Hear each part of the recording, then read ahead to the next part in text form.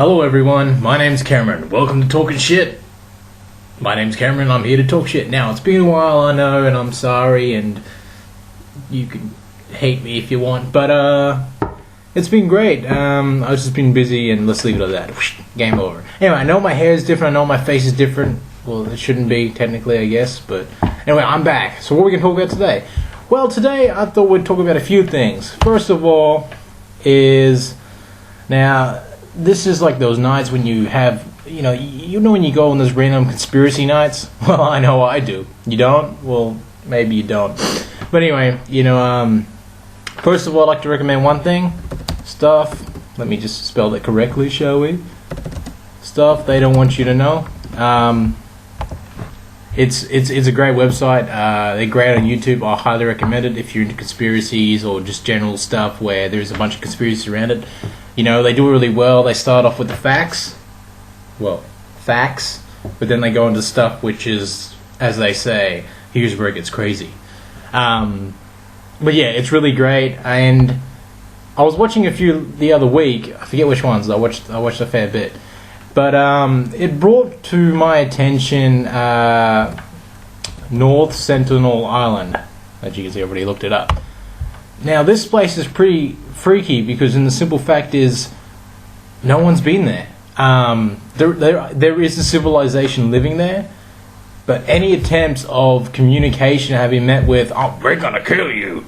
They don't speak English, obviously, but like tsunami a while back hit them, and somehow they knew about it. Like the tribe, like obviously helicopter can fly over, but even when there's a helicopter flying over to look like if they need help, they've been met with bows and arrows. And so obviously they don't see us as some god, because you don't expect, oh god, kill it, you don't want to kill our god. So obviously they don't see us as a higher race. I think they see us as probably danger, because maybe they know that the rest of the world, every time a white man, or I'm not trying to be racist, but every time a white man has come, there's been many deaths, sickness, war, stealing, etc. It's always been met with death, and to this day, people that have gotten close are still ending up dead. There was a fisherman, I think a few years back, that got drunk or whatever, and they floated too close. Anyway, they're dead. Bodies never recovered. Bows and arrows, dead. And to me, that's just shocking. Like, are they hiding something? Like, and it just makes you wonder, like, what would happen? Like, would they have secrets? And they're still hunting and gathering. They might not even make fire, apparently, but obviously it's hard to tell because no one's been to the island. It's one of them islands which no one has been to. It's like, yeah, it's pretty cool. Look it up if you want.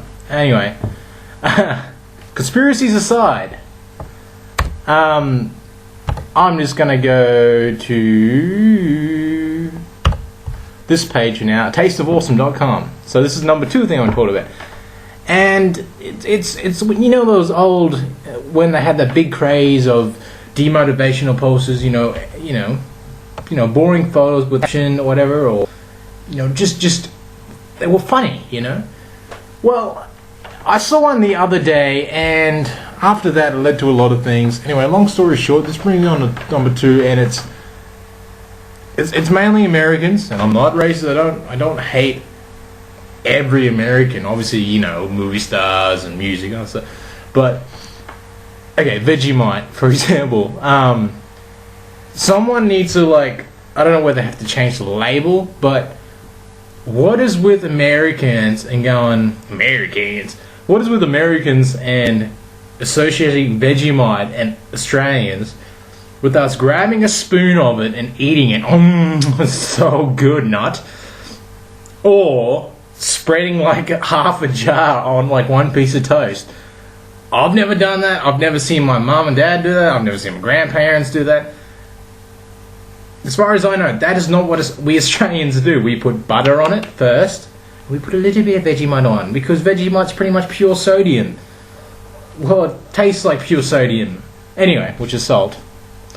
But it always pains me when like you always say, and the worst food to try, boy. How's that American voice? I don't even know.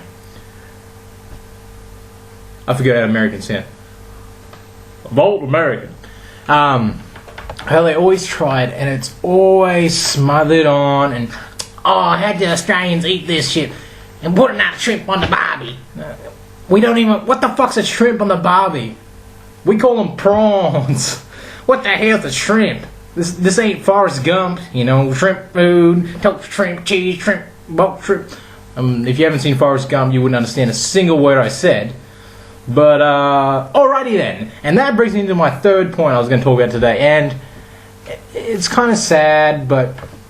Okay, so I watched Ace Ventura 1 and 2 last week, and all of a sudden, it brings back so many good memories. Obviously, Ace Ventura only came out when I think I was like 2 years old.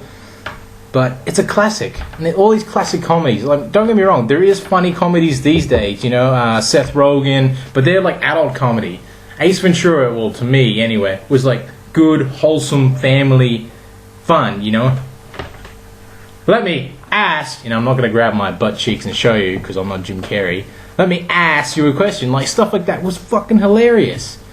And these days, unfortunately, like, Jim Carrey, he like, I'm not saying he's not as good as he used to be, because he's still got some comedy and stuff with it, but comedy's not the same. You know, back then it was Chris Rock, still, you know, young.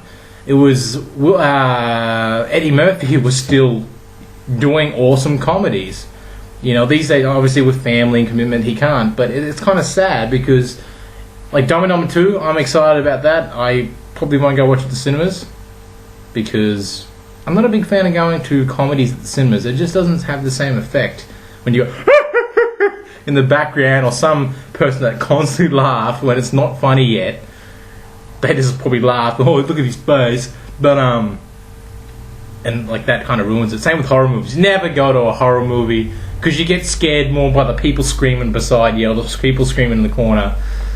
But it kind of saddens me. Like, I wish, like, the 90s to me were awesome. Like, oh, but you were born in the 90s. Well, yeah, but, like, comedy, like, media in the 90s to me was awesome. It was, like, the best, and early 2000s was, like, the best. And it's just not as good anymore. Like, sure, the Avengers and all that other new stuff that's coming out, it's awesome. CGI is awesome, all that shit. But comedies, you didn't need CGI, you know? And they're making a Lethal Weapon reboot. You don't need to reboot Lethal Weapon. Oh, but the guns are old and explosions and yeah, so what? Back then, that's how it was. You're not going to change history. Oh, the guns back there, they were way better. You know, and reboots are fucking annoying. Sure, there is some good ones, but you don't need to reboot. That's just Hollywood saying, well, today's generation ain't going to watch it because it must be boring to them. I don't know, Lethal Weapon's still pretty awesome to me. I mean, sure, certain scenes look a bit faker, but, you know, a gunshot where a dude goes, and you see blood spray out, it's kind of not going to be able to be any better. You know, Mel Gibson was awesome back then. And sure, he's had all those problems, apparently, but I don't care. I'm still going to watch his movie. I think he still thinks the guy's pretty awesome. I'm going to watch The Expendables 3 when it comes out. But, just kind of sad when you think about it. And this is kind of awkward. Oh, fuck it, while I'm here. That awkward moment when there's an awkward silence and someone mentions awkward and it makes the moment more awkward. Rich world problems. Well, this is awkward. But, I'm just going to keep scanning in the background while I'm talking. That way it's not boring the hell out of you. But, it's just, it's really shocking. Like, I wish, like, as I said, don't get me wrong, Seth Rogen, I find him fucking hilarious. You know, him and James Franco are like the bomb together. The bomb. I never really say that much, but the bomb. They're the bomb. Find your cocktail name. I'll do this last. But, long story short, it saddens me when stuff like that happens. And, yeah, let's go through it. Number one. Shit out there is crazy. There's conspiracies about everything. I believe in Bigfoot, but I don't call it Bigfoot because, I mean, the simple fact is all around the world there's like a different name for the same type of creature. I forget which one it is, but Yowie is in Australia. Or is it... What's the other one? What's the other name we would call it? I'm going to go with Yowie. Anyway, there's Yowie in Australia. There's like... Chupacabra, kind of, I guess, but there's one in Mexico, there's one in Japan, and they're all pretty similar, and it just makes you think, you know. And yeah, I mean, as I said, stuff that I want you to know, it's great. It's from everything from Anambara, which is some German project where they tried to find magic and stuff during the Nazi regime. From A to Z, like, are pretty much conspiracies, and a lot of it will make you question the government. Well, a lot of people question the government already, I guess. Anyway. But, number 2... What's number 2 again? See, memory. Drinking that water that the government feeds us, it just fucks your memory.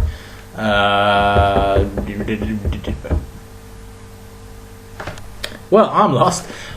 But, and third, you know, you don't need to reboot Hollywood. Sure, you want to make some more money. Well, think of better ideas. I mean, that's what they're lately doing, is bringing out every superhero that they can. And that's okay, because it's a new superhero that we've never had a movie before. And on that note, I'm going to stop talking right now, because I'm rambling like crazy, dribbling shit, verbal diarrhea. And we're going to end it there, but first, let's find out what my cocktail name is. I know, it's if you ever watch Smosh, it's fighting 20 questions. Smosh, don't get up me about that. Anyway, my first initial is C. And my birthday month is October. So, according to this, I'm Sweaty Nipple. Which I'm pretty sure there's already a drink? Question mark? Anyway, let's end this video on Sweaty Nipple. Or, if you're looking at the screen, Rancid Slop Tray. Oh God. Have mercy.